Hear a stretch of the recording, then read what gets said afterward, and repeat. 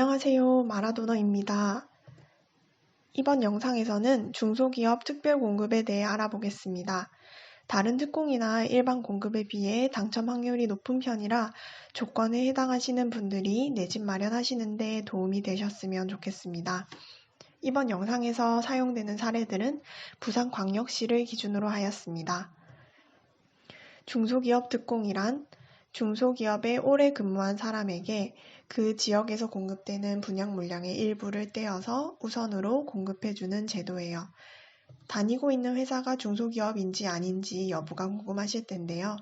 현재 근무 중인 회사가 중소기업 확인을 받은 기업이라면 사업자 등록증 번호만 알아도 중소기업 여부를 확인할 수 있다고 합니다. 각 지역 중소벤처기업청 담당자에게 사업자 등록증 번호를 불러주시면 바로 중소기업 여부를 확인할 수 있어요. 중소기업 특공은 중소기업에 근무하는 사람들에게만 주는 기회이다 보니 일반 공급처럼 청약홈에 바로 청약을 하는 게 아니라 각 지역 중소벤처기업청의 공고를 보고 사전에 신청을 한 뒤 선정이 되면 이미 당첨 확정이 된 상태에서 청약홈에 최종 청약 신청을 하게 되어 있어요. 지원 자격을 알아보겠습니다. 먼저 재직기간 요건이 있는데요. 한 중소기업에 쭉 근무했다면 3년 이상이면 가능하고 이직을 했다면 여러 중소기업의 근무기간을 합해서 5년 이상 재직 중이면 가능합니다. 유의할 점은 현재 재직하고 있어야지만 신청이 가능합니다. 그리고 무주택 세대 구성원이어야 하는데요. 무주택 세대 구성원이란 같은 세대에 속해 있는 사람 모두가 무주택이어야 한다는 말입니다. 기준일은 입주자 모집 공고일을 기준으로 해요. 다시 말해서 이전에 집을 소유했는지 여부와 관계없이 입주자 모집 공고일 이전까지만 세대원 모두 무주택이 되면 신청이 가능합니다. 또 미혼인 경우 만 60세 이상의 부모님과 함께 세대를 구성하고 있는 경우가 많을 텐데요. 만 60세 이상의 부모님이 집을 소유하고 있는 경우에는 주택을 소유한 것으로 보지 않기 때문에 무주택 세대 구성원 요건을 만족시킬 수 있어요. 또 청약 통장이 있어야 하는데요.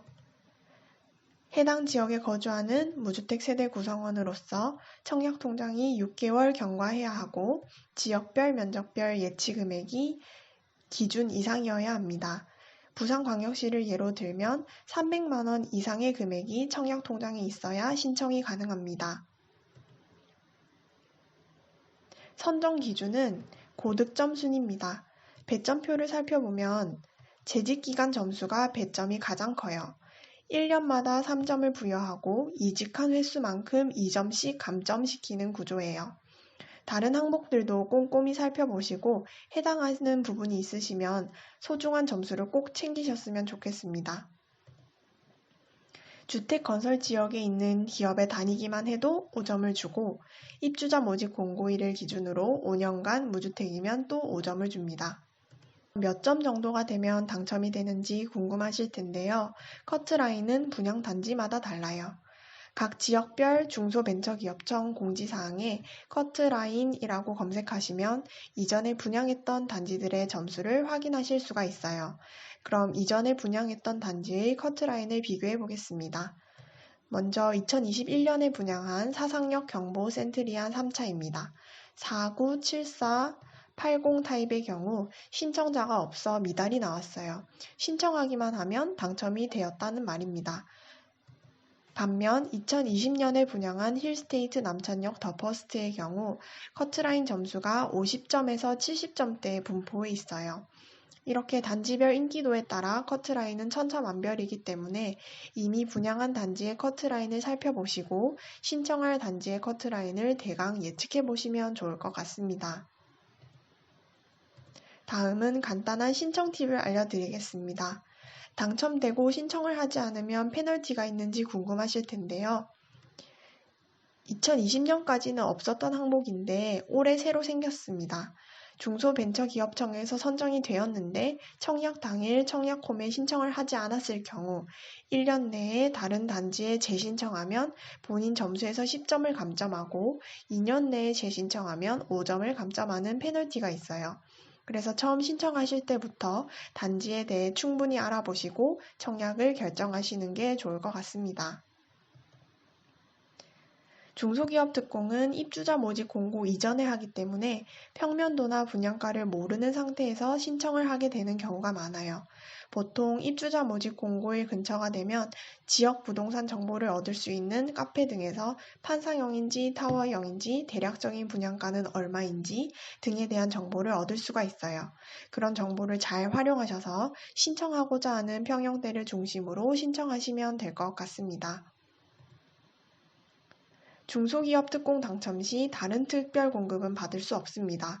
특별 공급은 세대당 한 번만 가능하기 때문인데요. 미혼인 상태에서 중소기업 특공을 받고 결혼을 하여 새로운 세대를 구성한다고 하더라도 신혼특공을 신청할 수가 없어요. 생애 최초 특공과 다자녀 특공도 마찬가지입니다. 마지막으로 당첨 점수 분석입니다.